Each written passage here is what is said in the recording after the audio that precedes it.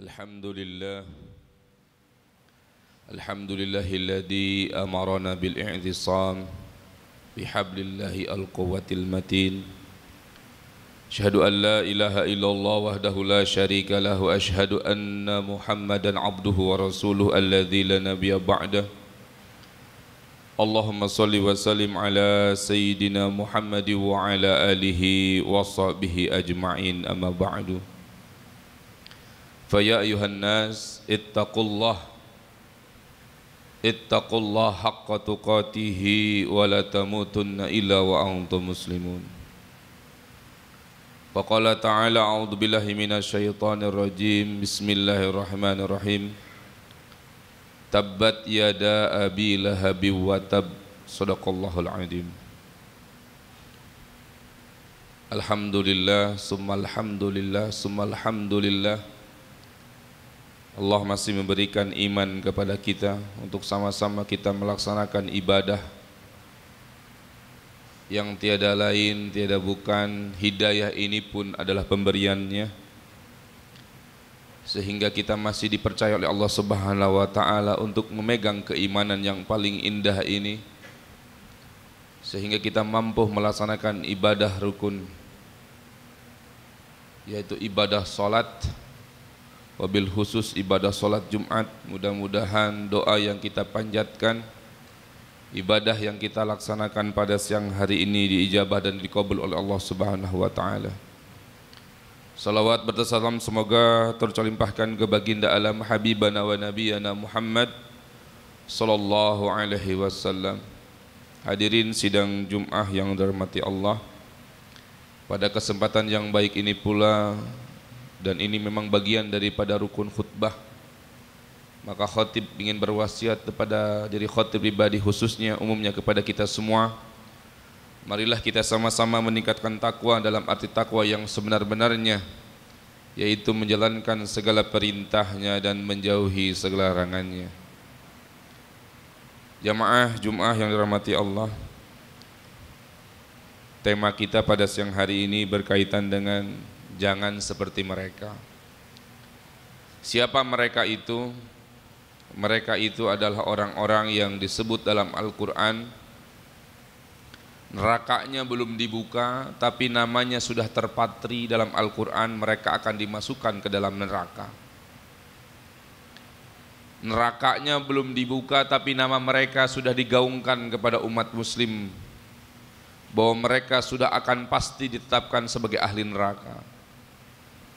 Yang ternukil dalam Al-Quran, kisah-kisah 5 orang yang sudah termaktub dalam Al-Quran bahwa mereka sudah dicap pasti menjadi ahli neraka, walaupun nerakanya belum dibuka.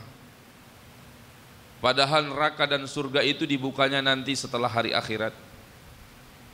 Maka oleh karena itu, nasihat pada siang hari ini, nasihat untuk pribadi khususnya, umumnya kepada kita semua, marilah kita sama-sama untuk jangan seperti mereka. Siapakah yang mereka? Yang pertama, di dalam Al-Quran orang yang sudah terpatri di dalam nukilan Al-Quran bahwa orang yang sudah pasti dimasukkan ke neraka adalah Fir'aun yang pertama. Fir'aun ini disebutkan dalam Al-Quran hampir 74 kali. Saking pentingnya kisah Fir'aun untuk dijadikan pelajaran buat kita, agar kita tidak seperti Fir'aun. Inna Fir'auna wa Hamana wa junudahuma kana minal khati'in. Di dalam Al-Quran dikatakan bahwa sesungguhnya Fir'aun dan Haman itu penasehat Fir'aun, orang kepercayaan Fir'aun, tangan kanan Fir'aun. Dan tentara-tentaranya Fir'aun itu sudah Allah pastikan dia termasuk orang-orang yang celaka dalam Al-Quran, orang-orang bersalah yang akan mendapatkan neraka. Apa yang menarik dari kisah Fir'aun? Salah satu karakteristik yang paling menonjol dari Fir'aun adalah karakteristik sifat sombong. Ketika saya mempelajari tentang kisah Fir'aun, Fir'aun ini menurut saya dianggap wajar kalau Fir'aun itu sombong. Fir'aun ini kan anak raja yang kemudian jadi raja. Fir'aun ini dari kecil hidupnya sudah enak. Memang bapaknya raja, kemudian dia pun jadi raja. Jadi secara kekuasaan dia full kekuasaan. Memang raja, waktu itu tidak ada HAM. Kalau Fir'aun ingin membunuh siapapun, tidak ada pengadilan yang lebih tinggi kecuali pengadilannya Fir'aun. Kalau Fir'aun ingin menzolimi siapapun, tidak ada yang berani memberontak kepada Fir'aun, karena Fir'aun kuasa penuh. Tidak ada KPK, tidak ada pengadilan, semuanya wajunuduhu, semuanya tentara Fir'aun, semuanya pengadilan milik Fir'aun, semua pengawasan di bawah pengawasan Fir'aun. Maka saya bilang Fir'aun ini kalau sombong wajar. Yang kedua, Fir'aun ini diceritakan dalam kisahnya tidak pernah sakit. Saya pikir lagi, wajar Fir'aun gak pernah sakit. Kenapa? Karena Fir'aun ini anak raja, besar jadi raja. Apapun yang dimakan oleh Fir'aun pasti makanan terbaik. Ditambah belum ada makanan junk food, ditambah lagi belum ada makanan yang mengandung kimia, ditambah lagi belum ada makanan-makanan cepat saji, instan segala macamnya yang mengandung banyak racun. Fir'aun ini hidup pada zaman dahulu kala di mana semua makanan alami, dan pastinya Fir'aun memakan makanan yang terbaik di Mesir itu. Karena Mesir ini terkenal dengan suburnya, karena memiliki sungai Nil. Maka Fir'aun ini pasti mendapatkan sajian makanan yang terbaik, buah-buahan yang terbaik, hasil bumi yang terbaik. Makanya Fir'aun gak pernah sakit. Waktu saya ngaji, ketika saya dengar cerita tentang Fir'aun karena sombong, kata saya wajar. Wajar menurut manusiawi, tetapi menurut Allah kurang ajar. Karena sifat al-mutakabbir, sombong itu hanya boleh dimiliki oleh Allah Subhanahu wa ta'ala. Karena Fir'aun ini berkuasa full, ditambah lagi dia nggak pernah sakit, sampai-sampai Fir'aun ini mengatakan sifat sombong yang paling utama disebutkan dalam kisah Fir'aun. Fir'aun mengatakan kepada tentaranya, kepada rakyatnya, ana rabbukumul a'la. Rakyatnya hidup di tanah dia, makan makanan yang ditanam di tanah raja, rumahnya dibangun di tanah raja. Kalau kita ke Arab Saudi, Pak, di sana tidak ada namanya hak milik, semuanya hak guna saja. Di sini ada di Jogja kalau nggak salah ya. Jadi semua kalau kerajaan itu milik raja. Kalau Raja Salman atau Muhammad bin Salman mau bikin apapun, semua yang kena peta perbaikan kota segala macam proyek nasional itu pasti semuanya dihajar dan gak ada yang bisa menghalang-halangi. Kenapa? Karena semua milik raja. Maka Fir'aun merasa begitu tuh, karena tanahnya punya raja, semua rakyatnya bagaimana raja. Maka dia mengatakan, ana rabbukumul a'la, akulah Tuhanmu. Karena kamu makan dari tanahku, kamu hidup di rumah atas, berdiri di tanahku. Maka Fir'aun merasa dia Tuhan. Mungkin kita tidak pernah menjadi Fir'aun, kemudian kita mengatakan Tuhan. Itu karakteristik sombong tingkat tinggi, tapi tataran kecil banyak dari kita. Mohon maaf, itu orang, Pak, kalau bukan karena saya nggak jadi siapa-siapa. Mohon maaf, Pak, dia kalau nggak dibantu dimasukin di kantor ini, kalau bukan karena saya, nggak tahu deh. Kalau ada dalam hatinya penyakit bahwa ana khairum minka, saya lebih baik daripada kamu, itu karakter sombong. Dan bahayanya sombong ini walaupun kadarnya kecil, ada hadisnya, la yadkhulul jannata man kana fi qalbihi miskala darratin min kibrin. Tidak akan masuk surga orang yang apabila dalam hatinya ada biji sawi saja rasa sombong. Saking Allah tuh nggak mau disaingin al-mutakabbir. Maka nanti banyak di akhirat itu Bapak Ibu, Ada orang yang kemudian umatnya Nabi Muhammad tapi berdirinya tidak di belakang Nabi Muhammad. Di belakang siapa? Di belakang Fir'aun. Kenapa? Karena dia memiliki rasa sombong. Ente mah nggak pernah kelihatan ke masjid ya. Masjid makanya biar rezeki lancar. Muncul rasa ana khairum minka, saya lebih baik daripada dirimu, maka disitulah unsur sombong, yang sombong itu sama dengan sombongnya Fir'aun.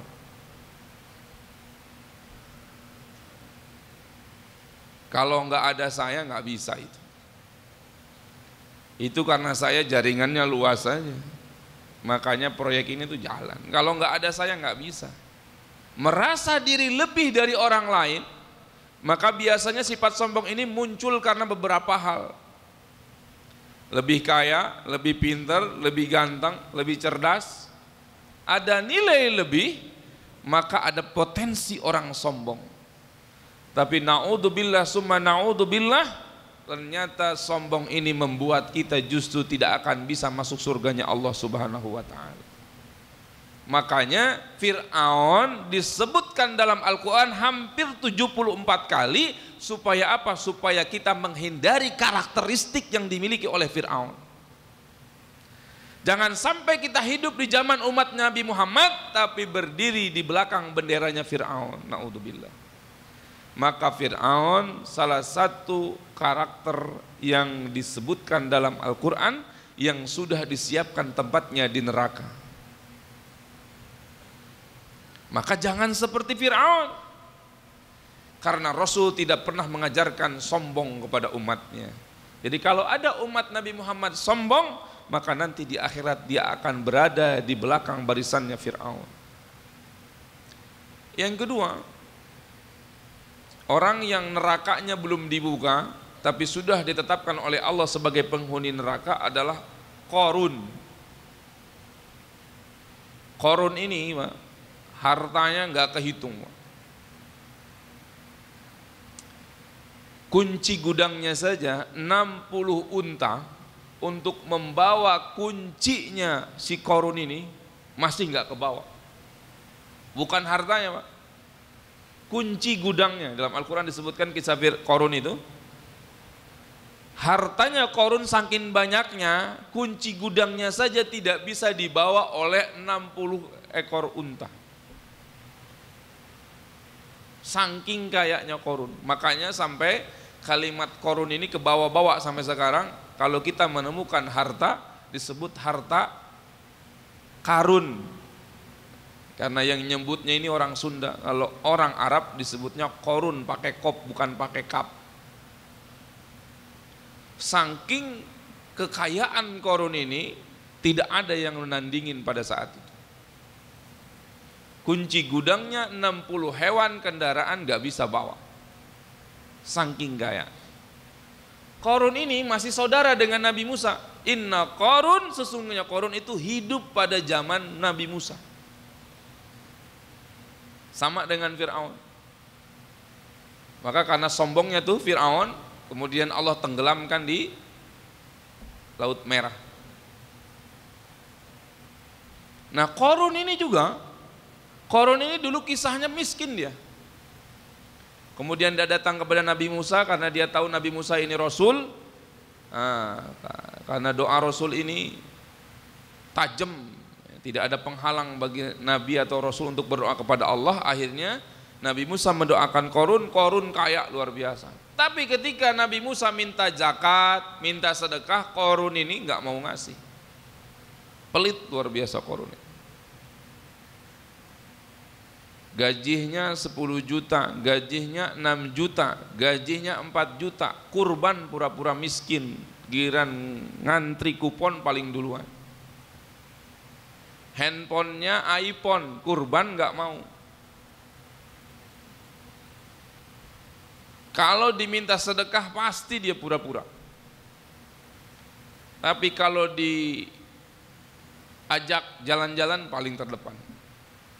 Ini karakter Qarun, awal masuk jadi Qarun, hati-hati.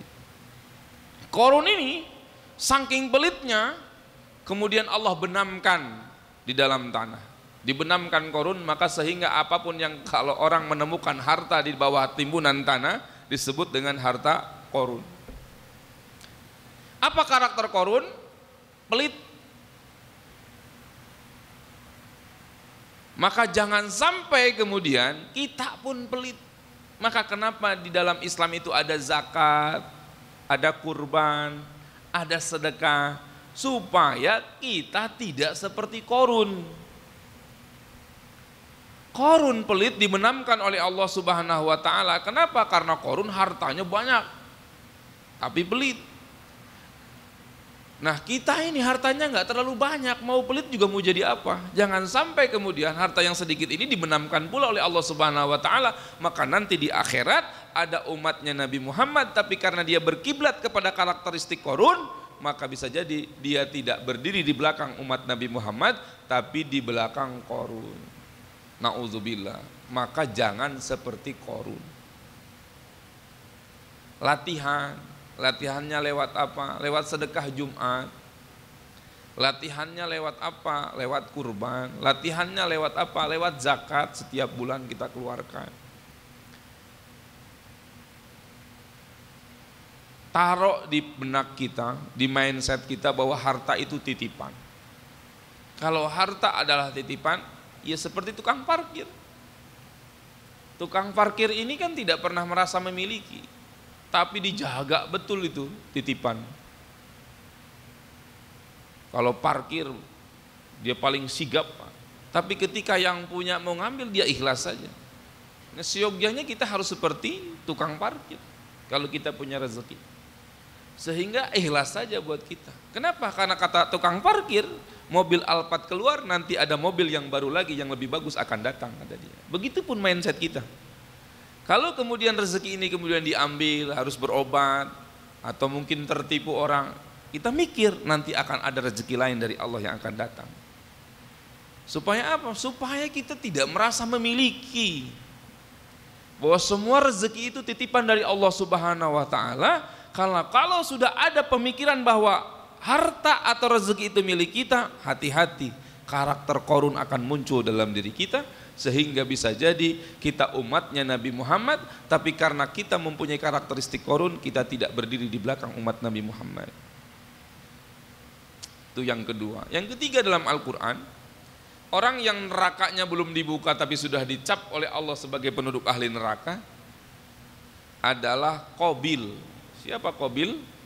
Anaknya Nabi Adam. Nabi Adam punya anak sepasang-sepasang.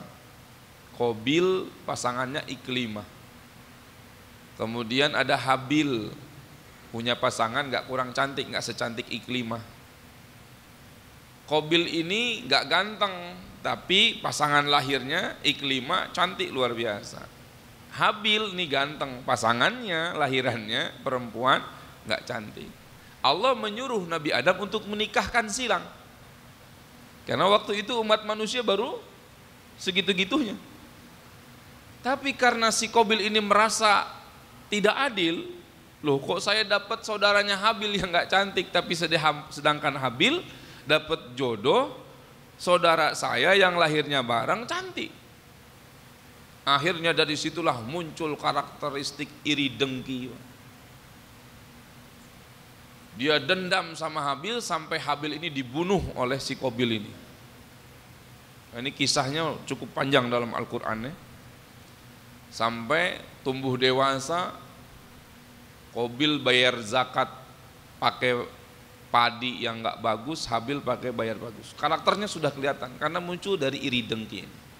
Sekarang ini banyak orang yang kemudian iri dengki ini ada di mana-mana. Kadang bukan iri dengki sama orang lain, sama seperti si Qabil ini iri dengki sama saudara. Apalagi kalau orang tua sudah meninggal, waktu masih hidup orang tuanya itu lebih banyak memberi kepada anak pertama, anak kedua iri dengki kepada anak pertama, karena pas pembagiannya dia dapat sedikit, anak pertama lebih banyak. Ditambah lagi anak pertama ini hidupnya lebih dulu, orang tuanya lebih baik, dengki selama-lamanya.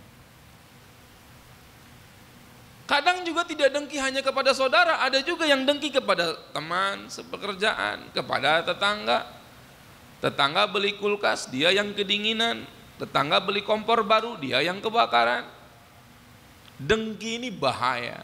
Di dalam hadisnya, orang kalau mempunyai rasa dengki, itu kedengkiannya akan menghapus amalnya seperti api membakar kayu bakar yang kering.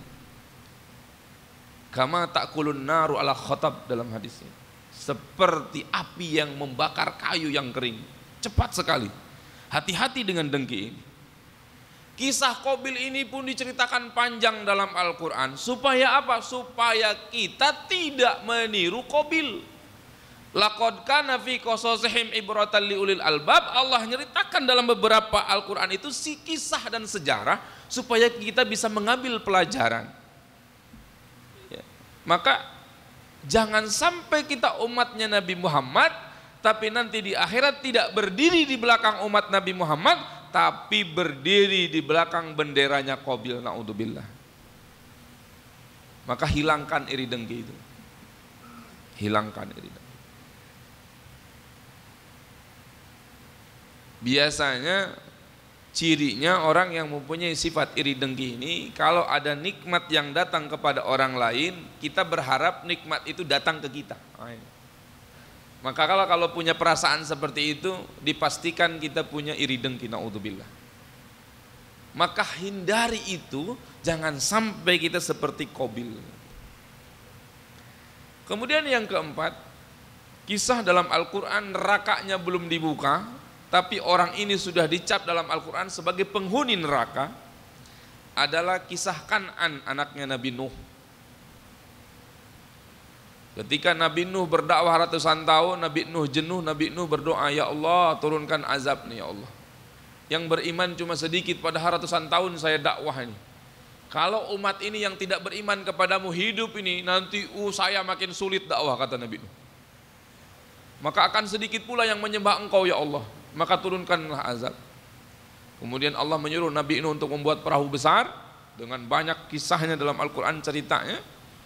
Singkat cerita, banjir bandang pun datang. Nabi Nuh menyelamatkan diri dan pengikutnya naik perahu yang dibuatnya, perahu besar. Namun ternyata Nabi Nuh nih punya anak, gak mau ikut kereta. Ya bunayyar kab ma'ana wala takum minal kafirin, kata Nabi Nuh. Hei Kan'an, sini naik, ini mau banjir loh. Kata si Kan'an, enggak, naling ini cuma selutut lah. Enggak, anakku ini akan tinggi. Ya udah, kalau tinggi nanti saya naik ke atap rumah. Ya, datang lagi kepada anaknya, ini udah sampai atap rumah ini loh. Kata anaknya, nanti aku akan lari ke bukit. Sampai akhirnya bukit itu pun tenggelam dan Kan'an pun tenggelam. Apa karakteristik yang dimiliki oleh Kan'an? Durhaka sama orang tua. Ini banyak sekali orang-orang yang kemudian orang tuanya menikah, ya orang tuanya meninggal, itu anaknya rebutan warisan. Waktu hidup kayaknya dia sayang betul sama orang tuanya meninggal, luar biasa. Saya banyak menerima konsultasi agama terkait dengan waris, Masya Allah, orang bisa berubah. Orang tuanya masih adam-adam aja. Maka kata Buya Yahya, dikatakan kalau pengen melihat penduduk ahli neraka dan masih berjalan di atas bumi, yaitu orang yang memperebutkan ahli waris, memperebutkan waris. Itu durhaka sama orang tua. Waktu hidup soleh luar biasa, tinggal meninggal jadi anak durhaka, naudzubillah. Maka hati-hati. Ada banyak juga orang jamaah yang tua-tua, saya punya beberapa majlis taklim itu cerita bagaimana mereka tersakiti oleh anak-anaknya, cemburu terhadap anak-anaknya. Masya Allah Ustadz, saya punya anak laki-laki dari kecil saya sekolahin, saya didik sampai dia sukses Ustadz. Ketika dia menikah Ustadz, Masya Allah, dia lebih sayang sama istrinya, sama anak-anaknya. Hari Minggu dia jalan, saya tanpa pernah saya diajak. Kalau dia bawa makanan yang enak, boro-boro nawarin, Ustadz saya cuma nyium baunya saja Ustadz. Tapi hubungannya baik sama anak, baik Ustadz, bagaimanapun dia anak saya, tapi hati saya sakit. Jangan sampai kita menjadi anak durhaka. Karena kisah anak durhaka itu sudah pernah dijalani oleh Kan'an, dan Kan'an nerakanya belum dibuka, dia sudah menjadi penduduk ahli neraka, naudzubillah. Mungkin kita secara tidak sadar menyakiti hati orang tua kita. Mungkin orang tua kita meneteskan orang tua kita, air matanya netes jatuh ke bumi karena sakit hati oleh kita. Maka naudzubillah kita akan termasuk orang-orang yang durhaka kepada orang tua, dan bisa jadi kita memang umatnya Nabi Muhammad, tapi di akhirat kita berdiri di belakang Kan'an. Naudzubillah. Maka jangan seperti Kan'an. Yang kelima, kisah dalam Al-Quran, nerakanya belum dibuka, tapi orang ini sudah dicap oleh Allah sebagai penduduk ahli neraka, adalah Abu Lahab. Siapa Abu Lahab? Pamannya Rasul. Dia anaknya Abdul Muttalib. Cuma Abu Lahab ini karena tokoh aja, tokoh Quraisy, dia gengsi, kata Abu Lahab. Harusnya yang jadi nabi itu saya, karena Muhammad ini masih muda, ponakan. Saya ini kaya luar biasa. Saya ini pembesar tokoh di Quraisy. Tapi kenapa yang jadi nabi, yang jadi Rasul Muhammad? Gengsi dia. Sampai suatu ketika Nabi suruh mengumpulkan orang Quraisy dan mengatakan bahwa dia Rasul, harus bertauhid kepada Allah Subhanahu wa taala. Kemudian Abu Lahab meledek Nabi dengan kata-kata, "Wahai Nabi, engkau ngumpulin di sini hanya untuk ngomong begitu? Celakalah wahai engkau, wahai Rasul, wahai Nabi Muhammad." Maka dibalas dalam Al-Quran, "Tabbat yada abi lahabi wa tab." Kata Al-Quran, yang celaka engkau wahai Abu Lahab. Kenapa? Karena gengsi. Ada banyak orang kemudian gengsi, Pak. Orang mau ngaji, mau pakai peci, takut disangka sok alim. Karena gengsi akhirnya enggak ngaji. Karena takut disangka sok alim. Orang mau ikut kajian, orang mau sholat berjamaah, takut dianggap soleh, akhirnya gengsi, akhirnya enggak jadi sholat berjamaah. Kenapa? Karena gengsi. Jadilah orang taat, Pak, gak mesti ngikut-ngikutun gengsi. Karena kalau kita kemudian tidak gengsi untuk melaksanakan ibadah, insya Allah kita bergengsi nanti di akhirat. Jangan sampai kita kemudian gengsi melakukan kebaikan, kemudian kita menjadi orang-orang yang akan berdiri di belakangnya Abu Lahab. Na'udzubillah. Umatnya Nabi Muhammad, tapi berdirinya bukan di belakang umat Nabi Muhammad, bersahadat dia, bersolawat dia, tapi karena gengsi yang dia pelajari, yang dia pelihara, yang dia terapkan dalam dirinya untuk beribadah, maka dia menjadi pengikutnya Abu Lahab. Abu Lahab tidak termasuk Islam karena dia gengsi, keponakannya lah yang menjadi nabi, bukan dia. Maka oleh karena itu di khutbah yang singkat ini, Bapak Ibu, janganlah jadi mereka yang nerakanya belum dibuka, tetapi sudah dipatenkan dalam Al-Quran, mereka pasti ada di neraka. Mudah-mudahan Allah menguatkan iman kita, menjaga akhlak kita, agar senantiasa kita sesuai dengan ajaran baginda Nabi SAW. Barakallahu li wa lakum fil Qur'an al-azim, wa nafa'ni wa iyyakum bima fihi minal ayati wa dzikril hakim, wa taqabbala minni wa minkum tilawatahu innahu samil alim, fastaghfiruh innahu huwal ghafurur rahim. اللهم صل على سيدنا محمد وعلى آل سيدنا ومولانا محمد.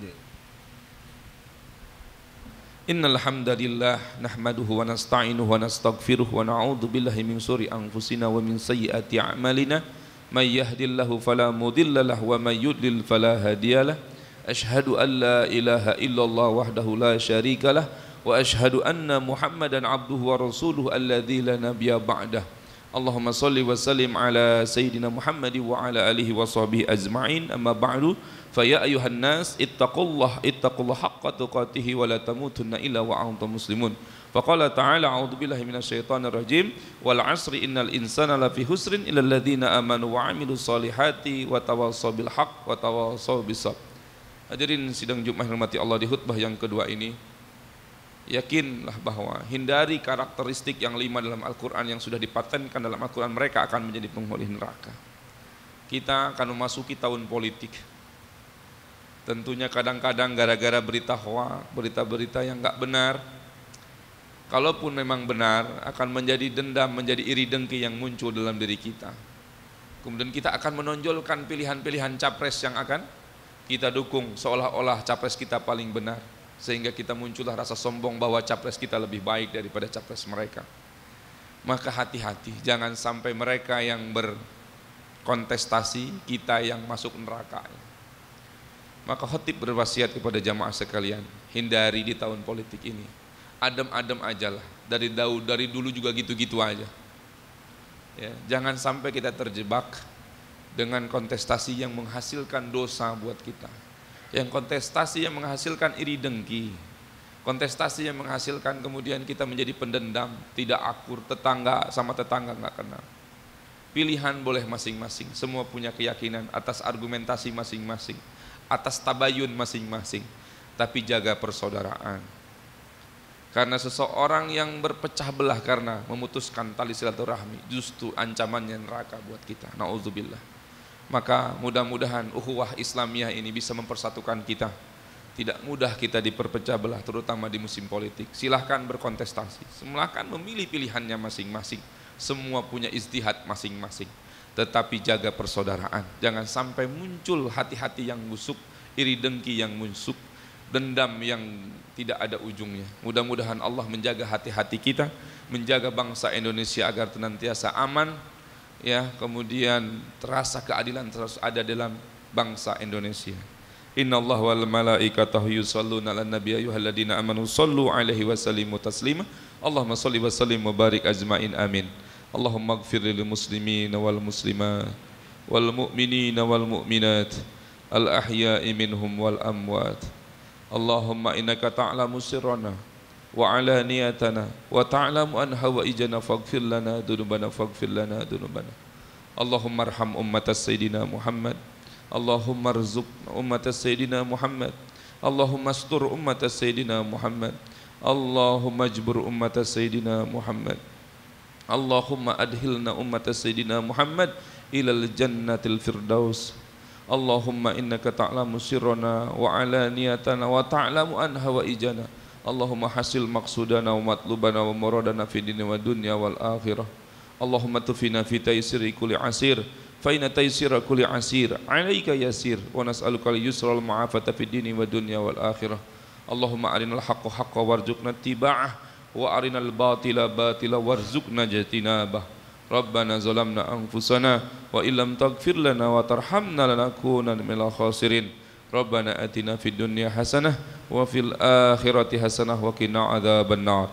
Ibadallah, innallaha ya'muru bil adli wa ihsan wa ta'idil qurba wa yanha 'anil fahsya'i wal munkari wal baghi ya'idukum la'allakum tadhakkarun. Wa la dzikrullahi akbar. Aqimis shalah. Allahu akbar, Allahu akbar.